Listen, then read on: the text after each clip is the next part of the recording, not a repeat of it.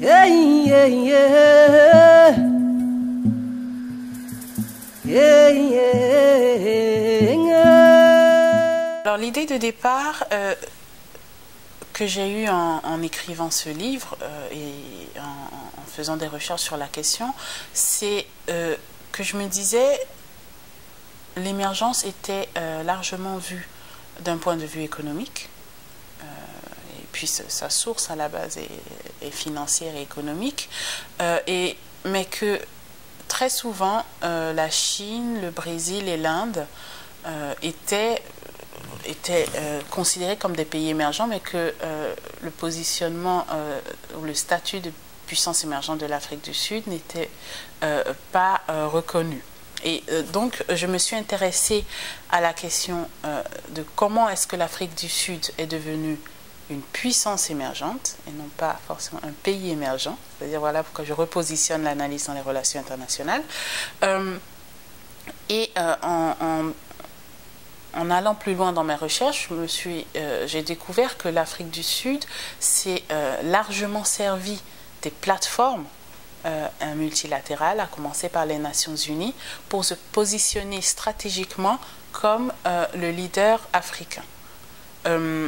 Et je m'explique pour cela à plusieurs niveaux, c'est-à-dire que le multilatéralisme a été pour l'Afrique du Sud une manière de réintégrer le système des nations. C'est-à-dire, surtout à la fin de l'apartheid, où l'Afrique du Sud avait une position de paria avant 1994 et ensuite est devenu le modèle en fait africain en termes de transition démocratique réussie, et s'est servi en fait de ces acquis pour se positionner auprès des autres États des nations, surtout les États occidentaux, comme le porte-parole africain, comme le modèle à suivre et comme leur interlocuteur privilégié dans leur relation avec l'Afrique. Et cela est aussi dû à une question d'homme. On parlait tout à l'heure de Thabo Mbeki, mais ce sont des personnalités, Nelson Mandela comme Thabo Mbeki, qui ont joué, et aussi Nkosazana Dlamini Zuma, qui ont joué ce rôle de pilier en fait dans cette stratégie de politique étrangère, et notamment dans l'axe qui est très clair dans les documents de stratégie africaine, c'est la priorité africaine.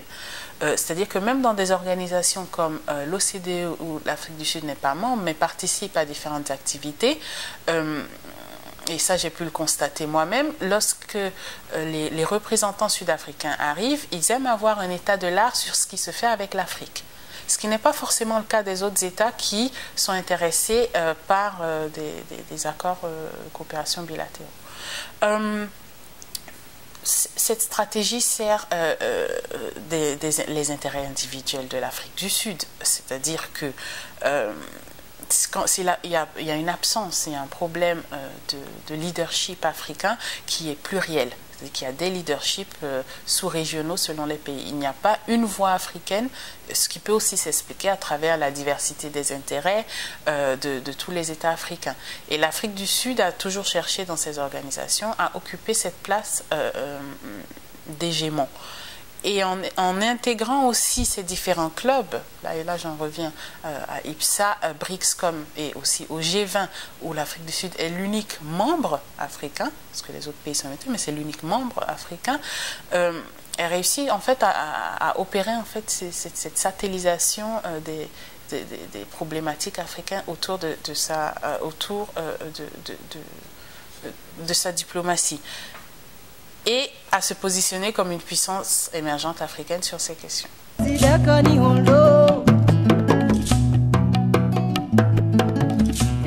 Alors, Thabo Mbeki a joué un rôle majeur en fait dans les réformes et les renforcements institutionnels des organisations telles que nous les connaissons aujourd'hui en Afrique. C'est-à-dire que ce soit au niveau du NEPAD, qui a été une initiative sud-africaine à la base, que ce soit au niveau de l'évolution de l'organisation de l'Union africaine vers l'Union africaine. Derrière, il y avait toujours cette idée que les problèmes africains étaient dus à un défaut de gouvernance. S'il y avait une ingérence en fait des États ou des organisations internationales dans les affaires africaines, c'est parce qu'il y avait ce défaut d'institutions fortes, d'où la nécessité de les créer et de les renforcer. Et aussi, donc, pour Thabo Mbeki, de positionner à nouveau l'Afrique du Sud comme le moteur en fait de ces dynamiques de renforcement institutionnel. Je dirais que on va vers pour Thabo Mbeki, c'est cette vision en fait de la Renaissance africaine aussi qu'il avait eue depuis qu'il était et ça il faut le rappeler, c'est-à-dire qu'il était en charge des affaires étrangères de l'ANC alors que ce parti était encore un parti clandestin. Donc Thabo Mbeki a cette fibre internationaliste bien avant. Donc son activisme international, que ce soit au niveau des questions de médiation et autres, c'est aussi un engagement presque personnel de la personne avant d'être une stratégie d'État sur la scène internationale.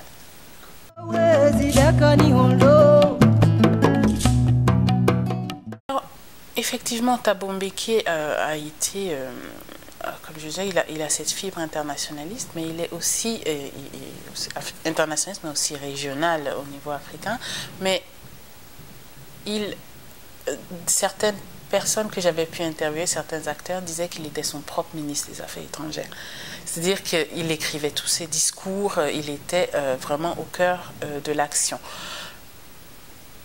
Il faut quand même séparer son action internationale, à la fois dans la région d'Afrique australe et sur son engagement africain au niveau des différentes médiations. Il a été très actif, avec des succès plus ou moins mitigés, mais il a été vraiment au cœur de plusieurs médiations internationales. Il faut distinguer cette dimension de la dimension nationale, où sur le plan national, il a eu, on va dire, quelques dérives sur certaines questions, notamment les politiques de santé, où l'Afrique du Sud est un pays qui est toujours parmi les plus touchés au niveau des personnes atteintes du VIH/SIDA.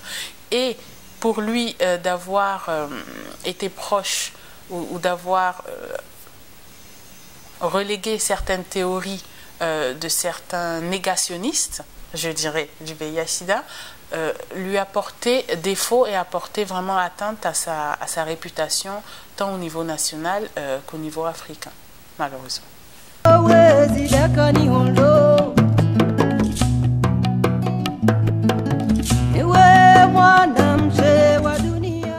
Oui, alors c'est une priorité qui a été mise au second plan pour plusieurs raisons.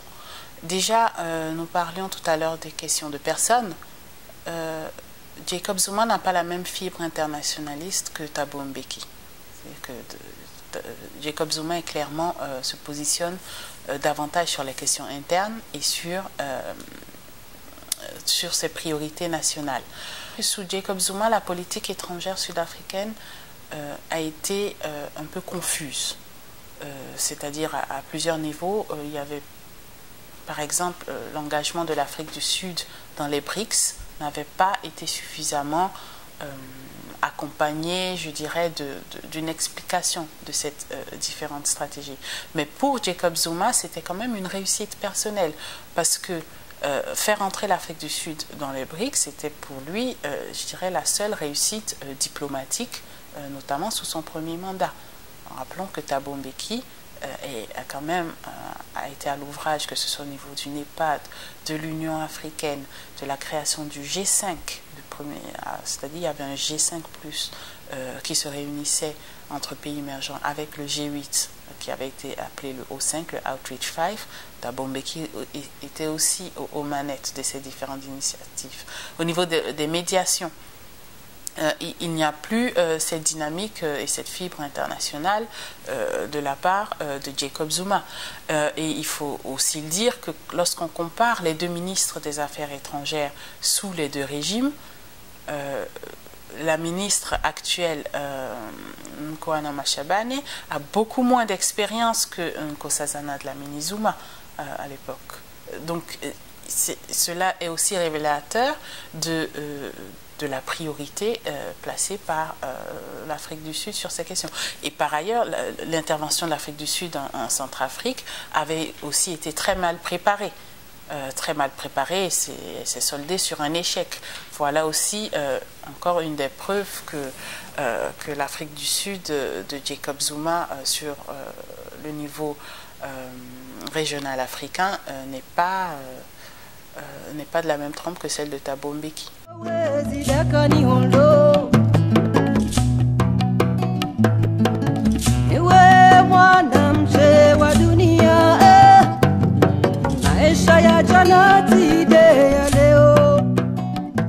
Oui, cette question, je dirais, s'applique à tous les États et pose la question sous-jacente en fait du rôle du secteur privé en fait dans la définition de l'action internationale d'un État. C'est-à-dire qu'en Afrique du Sud, le secteur privé pèse beaucoup aussi sur les processus décisionnels, tant au niveau des politiques nationales qu'internationales. L'Afrique du Sud s'est clairement positionnée au niveau international comme la porte d'entrée économique en Afrique. Et cela s'est suivi notamment par plusieurs multinationales étrangères qui se sont implantées à la fois en Afrique du Sud et dans les États, avec les conséquences que l'on connaît. Mais également, et ça c'est plus d'actualité, par rapport à la Chine. C'est-à-dire que lorsque l'Afrique du Sud vante en fait les mérites de la Chine en Afrique, ou bien il laisse entrer en fait les différents États, les différentes entreprises chinoises dans les États africains, il y a derrière cette idée, comme on disait tantôt, de dynamisation de la coopération sud-sud, mais toute la question éthique, de responsabilité sociale des entreprises, de concurrence déloyale n'est pas suffisamment abordée.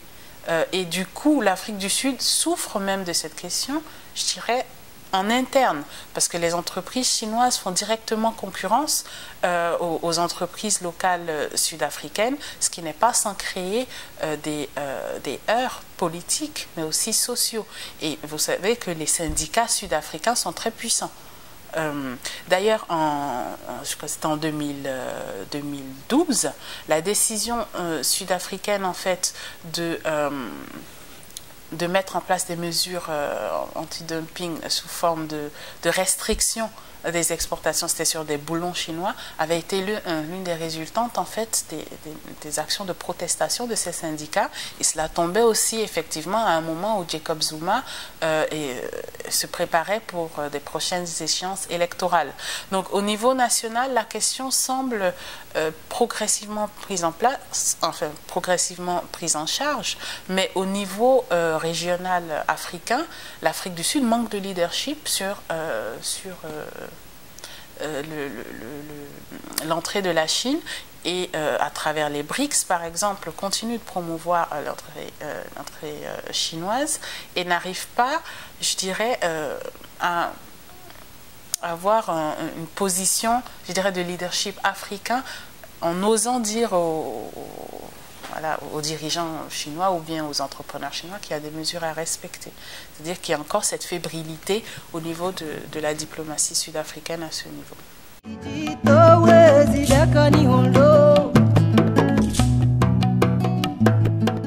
Alors c'est une grande question qui demeure, j'ai presque envie de dire, encore un peu mystérieuse. C'est-à-dire que c'est vrai que le positionnement de l'Afrique du Sud en votant pour la résolution 1973 marque aussi en fait, toujours j'ai envie de dire, la confusion au niveau de la politique étrangère sud-africaine sous Jacob Zuma. Il y avait eu toute une série de consultations, que ce soit avec le Brésil, l'Inde, la Chine, la Russie, mais aussi avec les autres États africains sur la question, et qui ont décidé pour beaucoup de s'abstenir et pour d'autres de voter contre, pour certains, avant même la résolution 1973. Mais la question de l'adhésion sud-africaine peut s'expliquer, et puis après, vous savez, dans ces plusieurs années, on aura une ouverture des archives et nous aurons la raison exacte, mais il y a eu très certainement une série de pressions. Et plusieurs analystes estiment que la pression des États-Unis a emmené l'ambassadeur sud-africain à voter pour. Alors, plusieurs choses. D'une part, il y a une confusion au niveau du vote, parce que au niveau interne de la diplomatie sud-africaine, il y avait plusieurs clans. Il y avait les clans de l'abstention, les clans du oui et ceux du vote contre.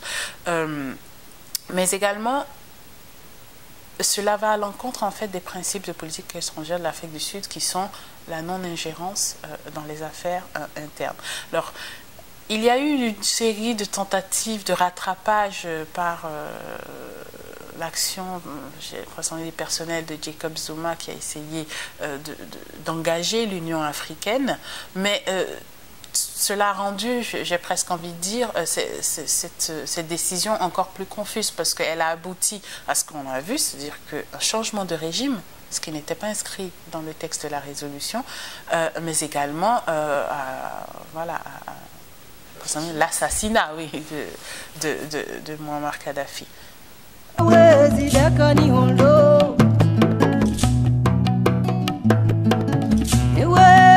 La question du leadership africain est difficile si elle s'envisage sous une forme singulière, dans le sens où c'est difficile quand il y a un seul leader qui représente en fait les différents États africains, et dans le cas de l'Afrique du Sud, sans les consulter régulièrement.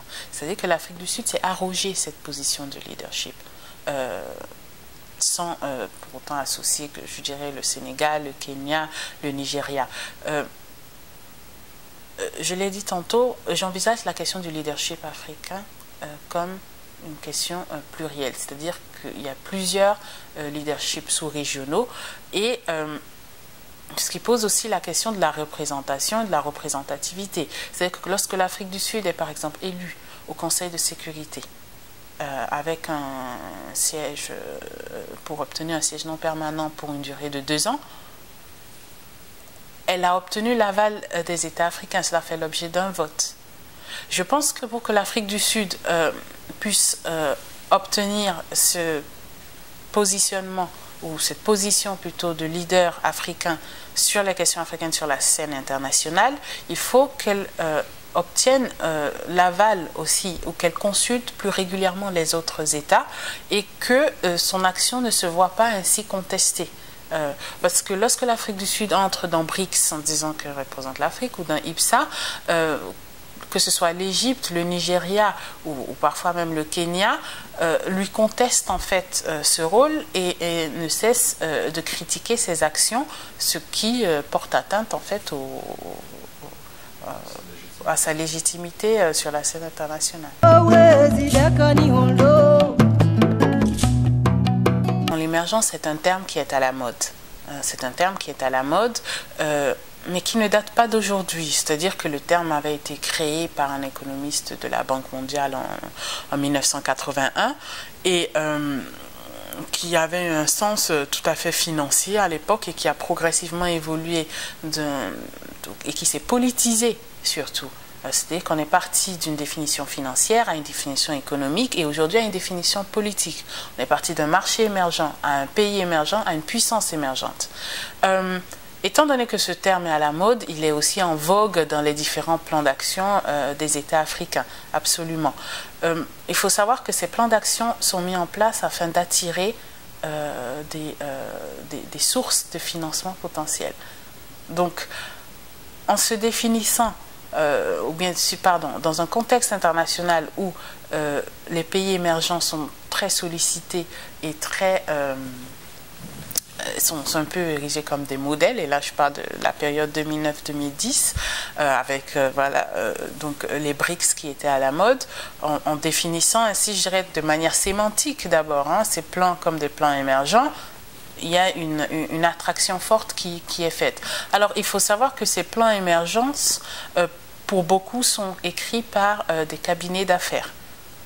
En consultation avec les différentes bureaucraties et les différents fonctionnaires compétents, mais il faut se demander en fait si ces plans qui sont mis en place sont parmi les plus effectifs, et aussi la question de leur mise en application, de leur mise en œuvre.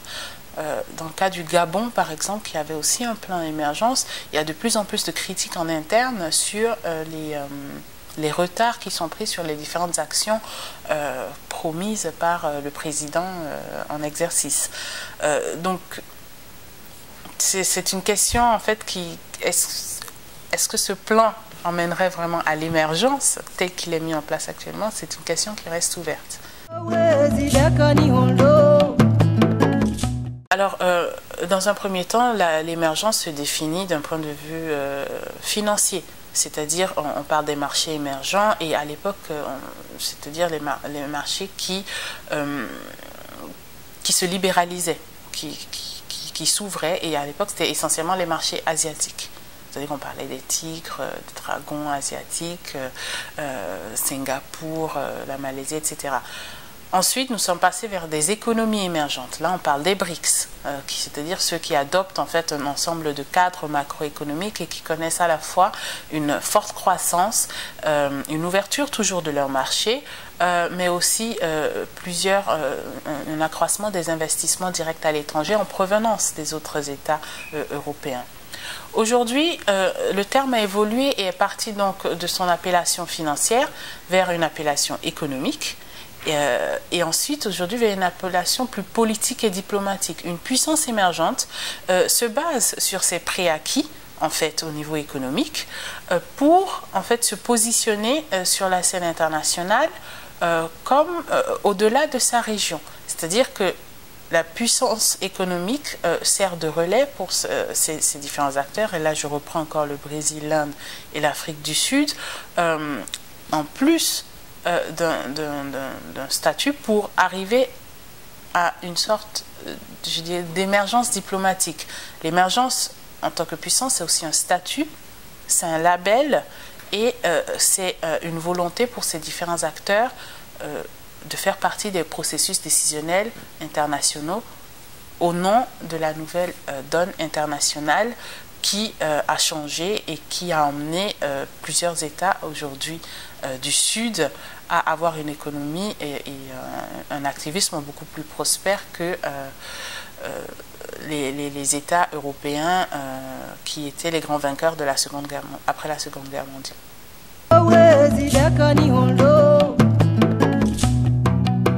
La notion de soft power, en effet, c'est l'habileté d'un État à mobiliser des actions, ou je dirais des capacités autres que matérielles, donc au-delà de l'armée, au-delà de la force de coercion, à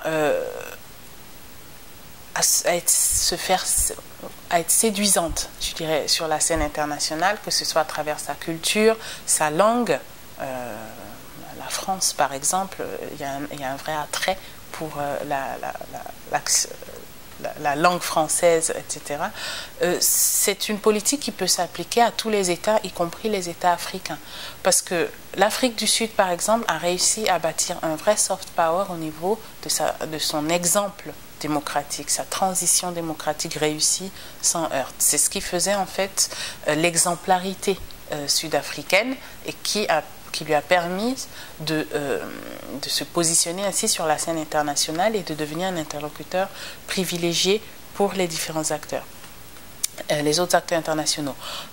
Mais aussi, prenons par exemple d'autres transitions électorales réussies, ou bien la question du pluralisme politique. Et là, je pense par exemple au Ghana, au Bénin, par exemple. Ce sont des pays aussi qui peuvent bâtir en fait leur diplomatie, en mettant davantage l'accent sur cette question. C'est parce que ce sont des modèles de réussite.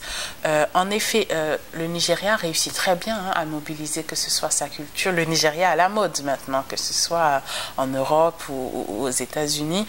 Son cinéma, Nollywood, tout comme l'Inde l'avait fait avec Bollywood. C'était aussi une mesure de soft power. Donc, les différents États africains ont chacun des capacités à mobiliser en fait ces acquis, à mobiliser en fait leur culture ou leur parcours, leur trajectoire démocratique pour s'en servir comme outil de puissance tous.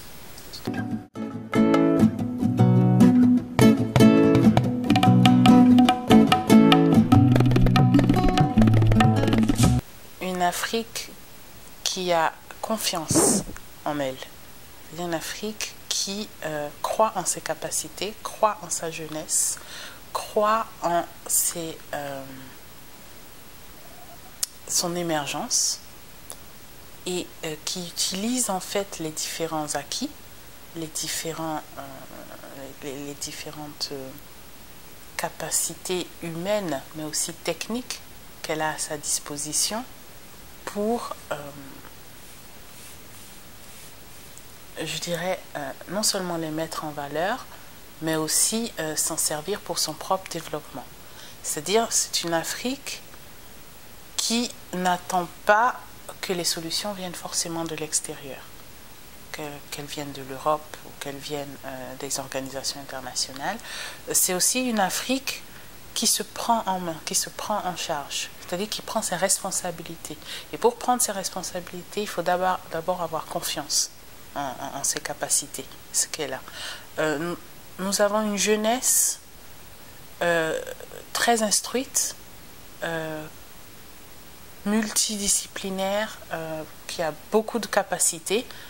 Il faudrait la réutiliser. Et là, je vais venir à un exemple sur la Chine et les petits États africains, par exemple.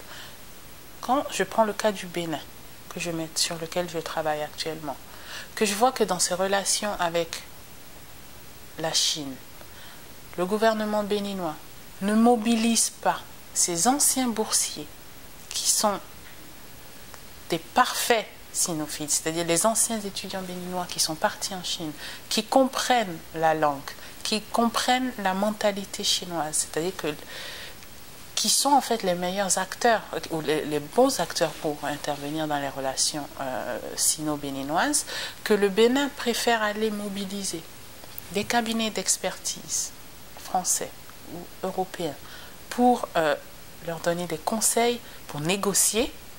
Alors j'estime qu'il y a un problème.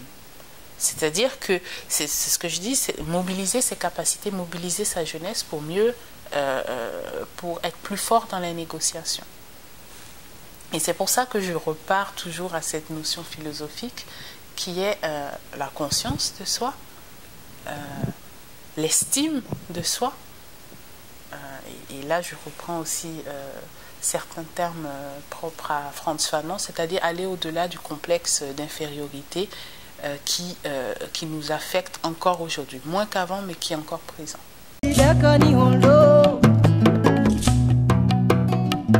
Alors là, je dirais qu'il y a différentes mesures qui sont mises en place selon les États. C'est-à-dire que là où dans certains pays, je pense au Rwanda notamment, je crois plus de 50% des parlementaires sont des femmes, ce n'est pas encore le cas dans d'autres pays comme le Niger ou la Mauritanie. Je dirais qu'il y a plusieurs évolutions qui sont à faire et cela viendra essentiellement aussi des politiques. C'est-à-dire le rôle des politiques, c'est de sensibiliser les masses, de les sensibiliser à la question à la base des droits des femmes, de les sensibiliser à la place de la femme dans la société, afin que, si cette base est établie, la question de la femme en politique peut suivre aussi et sera plus communément acceptée. Alors, il faut plus de femmes présidentes, il faut plus de femmes ministres, des femmes ministres, mais à la fois, attention, Je ne suis pas en train de dire qu'il faut qu'elles soient là parce qu'elles sont femmes, mais c'est-à-dire qu'à compétences égales, une femme qui a les compétences, les capacités pour le faire, doit pouvoir être aussi avoir sa place à la table des hommes. Et aussi dans les conseils d'administration des entreprises africaines, il faut aussi davantage de place pour les femmes, absolument. Mais ça, c'est une question d'éducation. Hein. Question d'éducation. C'est-à-dire que si à la base, dans nos pays, on estime que lorsque une petite fille redouble et qu'un petit garçon redouble, on peut payer la scolarité au garçon pour qu'il continue, mais que la petite fille, il faut l'envoyer vers d'autres fonctions, que ce soit commerciales ou pour aider ses parents, c'est clair que si dès la base, il y a une distinction qui est faite entre les capacités et la vision professionnelle des enfants, cela ne peut pas évoluer dans le bon sens.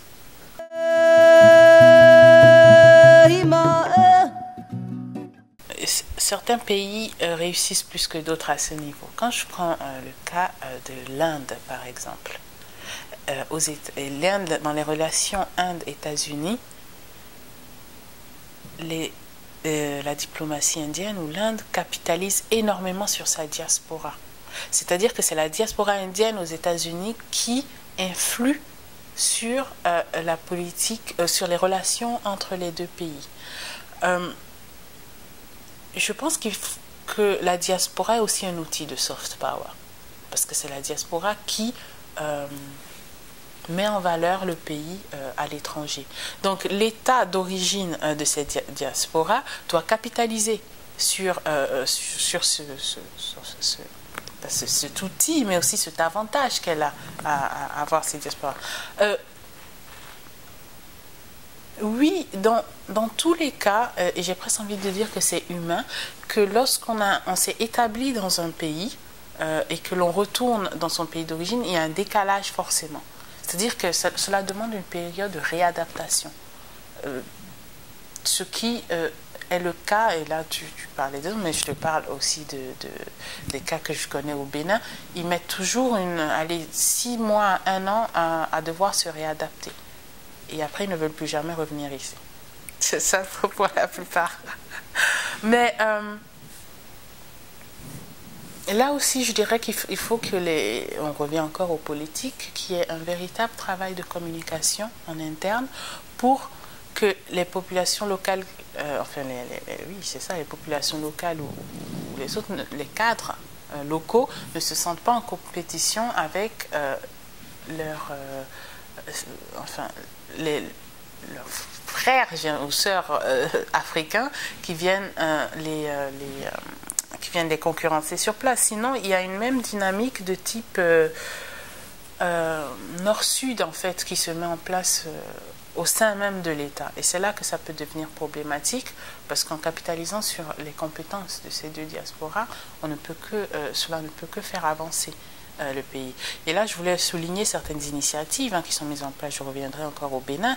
Le fait, par exemple, que l'État béninois sponsorise ici, par exemple, des associations de la diaspora pour envoyer régulièrement des professeurs au Bénin pour une période, c'est-à-dire qu'ils ont une charge d'enseignement, tout secteur, toute discipline confondue, des sciences naturelles aux sciences exactes, sciences humaines et sociales, pour aller enseigner. Donc on est dans une démarche de transfert de connaissances et aussi pour s'intégrer, ne serait-ce que temporairement, dans le tissu intellectuel béninois. Voilà encore plusieurs initiatives qui méritent d'être soutenues, mais aussi d'être multipliées. Donc c'est à travers ces différents types d'initiatives qui sont issues de milieux associatifs, mais soutenus par les gouvernements, que l'on peut résoudre cette question. Yeah.